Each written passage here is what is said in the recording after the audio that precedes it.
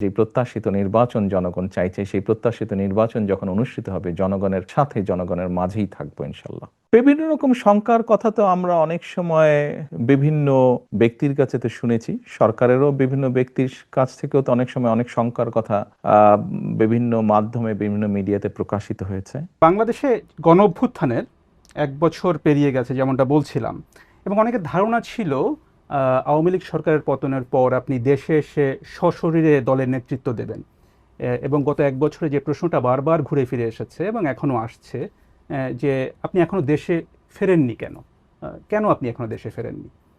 কিছু সঙ্গত কারণে হয়তো আহ, ফিরাটা হয়ে ওঠেনি এখনো, তবে সময় তো চলে এসছে মনে হয়।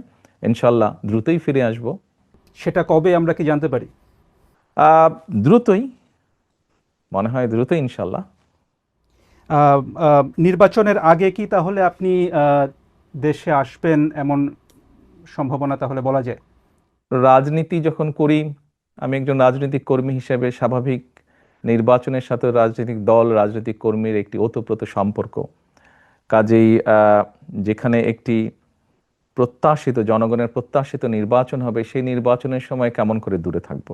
আমি তো, আমার সর্বোচ্চ চেষ্টা থাকবে, ইচ্ছা থাকবে, আগ্রহ থাকবে আহ, সেই প্রত্যাশিত, যে প্রত্যাশিত নির্বাচন জনগণ চাইছে, সেই প্রত্যাশিত নির্বাচন যখন অনুষ্ঠিত হবে জনগণের সাথে, জনগণের মাঝেই থাকবো ইনশাল্লাহ। একটা বিষয় যেটা আপনার দল থেকে মাঝে দলের নেতাদের কেউ কেউ কখনো কখনো বলেছেন যে একটা নিরাপত্তার শঙ্কার কথা বলেছেন আপনি না আসার পেছনে।